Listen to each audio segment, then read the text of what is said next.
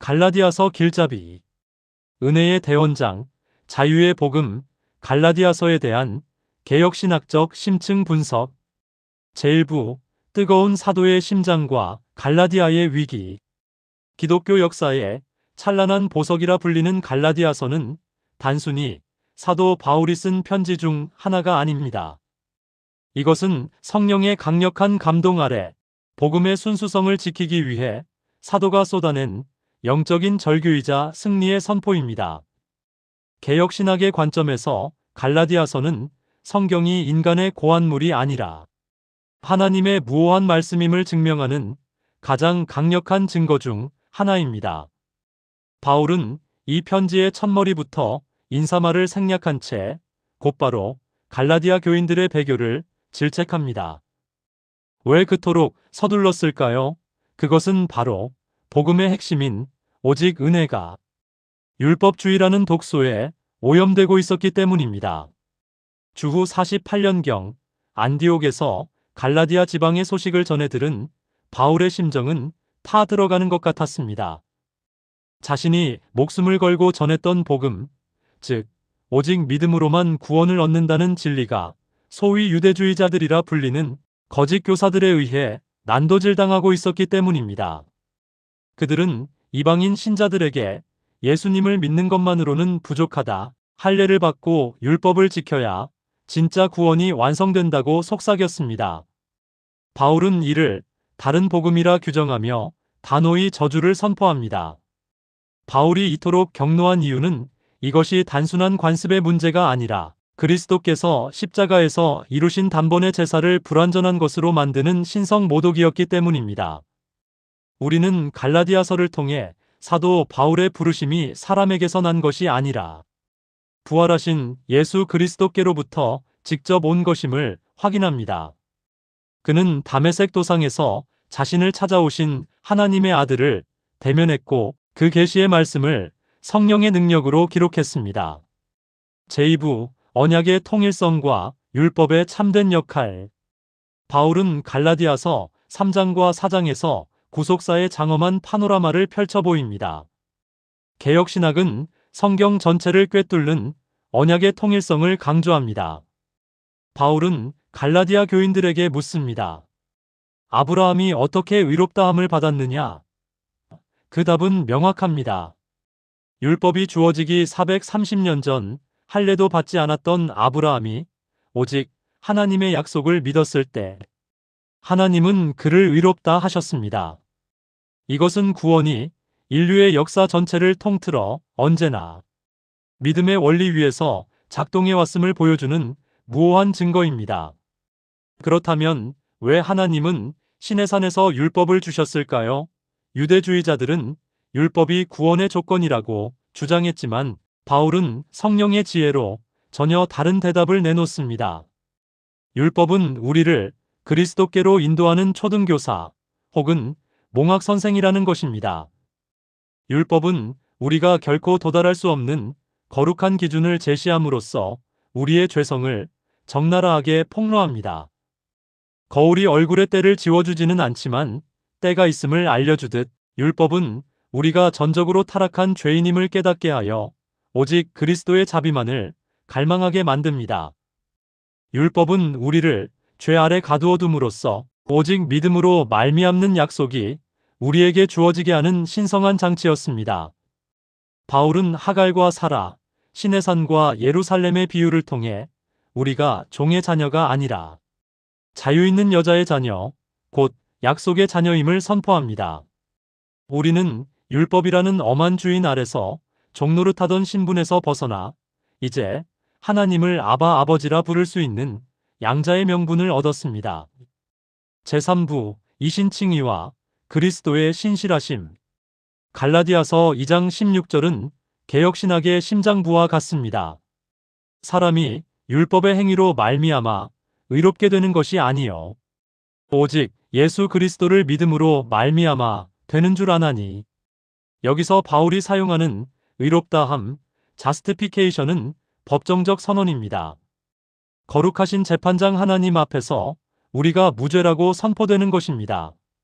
그런데 이 칭의의 근거가 어디에 있느냐는 질문에 대해 개혁신학적 통찰은 이를 예수 그리스도의 신실하심으로 깊이 묵상하게 합니다. 우리의 믿음조차도 연약하고 흔들릴 때가 많습니다. 만약 우리의 구원이 우리 믿음의 강도에 달려 있다면 우리는 단 하루도 평안할 수 없을 것입니다. 그러나 바울이 강조하는 복음의 정수는 우리의 구원이 그리스도의 완벽하고 신실한 순종 위에 세워져 있다는 사실입니다. 그리스도께서 하나님 아버지의 뜻에 끝까지 순종하시어 십자가의 저주를 몸소 담당하신 그 신실하심이 우리 구원에 흔들리지 않는 기초가 됩니다. 그리스도께서 우리를 위해 저주를 받은 바 되사 율법의 저주에서 우리를 속량하셨습니다. 이것이 바로 개혁주의가 고백하는 대속적 형벌론의 핵심입니다. 이 복음은 모든 사회적, 인종적 장벽을 무너뜨립니다.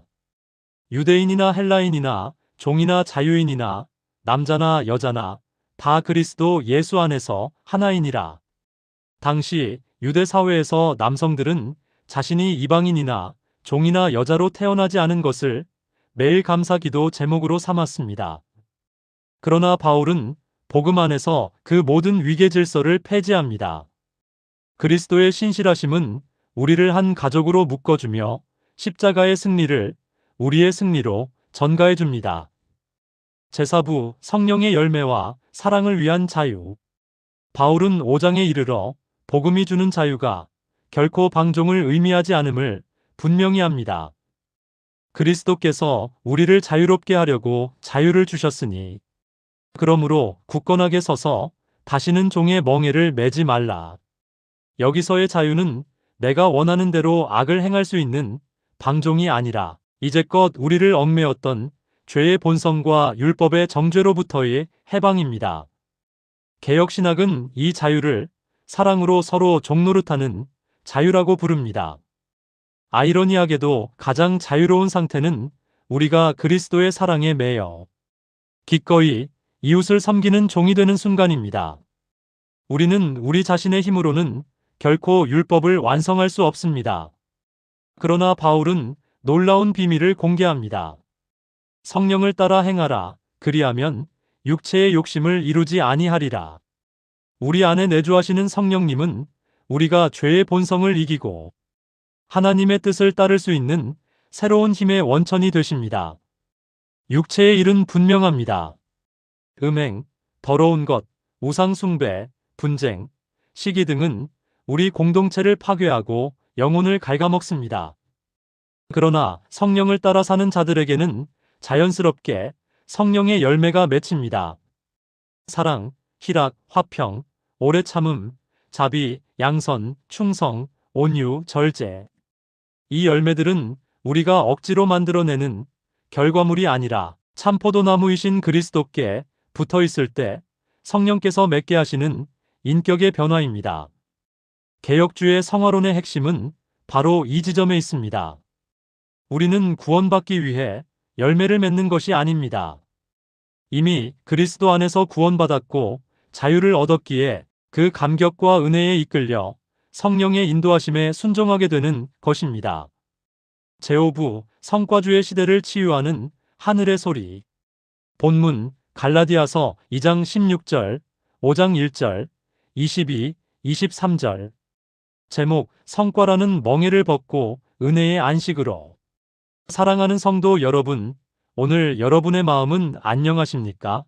혹시 끊임없이 무언가를 증명해야 한다는 압박감에 시달리고 있지는 않습니까? 더 유능해야 한다. 더 많이 가져야 한다. 더 완벽해야 한다. 세상은 우리에게 끊임없이 성과라는 채찍을 휘두릅니다. SNS에는 완벽해 보이는 타인의 삶이 전시되고 우리는 그들과 비교하며 스스로를 나고자 혹은 부족한 사람으로 규정하곤 합니다. 이것이 바로 바울이 말한 21세기판 종의 멍에입니다. 유대주의자들이 할례를 강요했듯 현대사회는 성과를 강요하며 우리의 가치를 매깁니다. 오늘 사도 바울은 갈라디아서를 통해 우리에게 외칩니다. 어리석도다 갈라디아 사람들아, 예수 그리스도께서 십자가에 못 박히신 것이 너희 눈앞에 밝히 보이거늘 누가 너희를 꾀더냐. 여러분, 복음은 우리가 무언가를 이루어내서 하나님의 인정을 받는 것이 아니라고 말합니다. 복음은 우리가 아무것도 할 수 없는 철저한 죄인임을 인정할 때 하나님께서 이미 그리스도 안에서 우리를 완벽하다고 사랑스러운 내 자녀라고 선포해 주신 사건입니다. 이것이 바로 칭의의 신비입니다.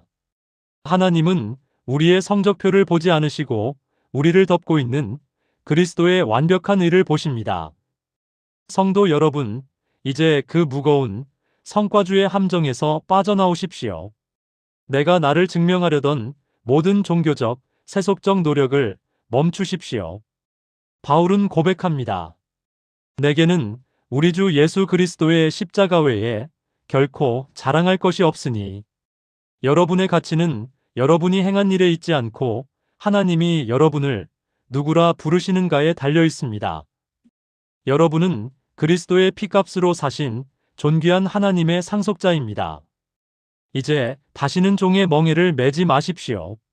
성령의 인도하심을 따라 자유로운 하나님의 자녀로서 당당하게 걸어가시기를 주님의 이름으로 축원합니다. 아멘.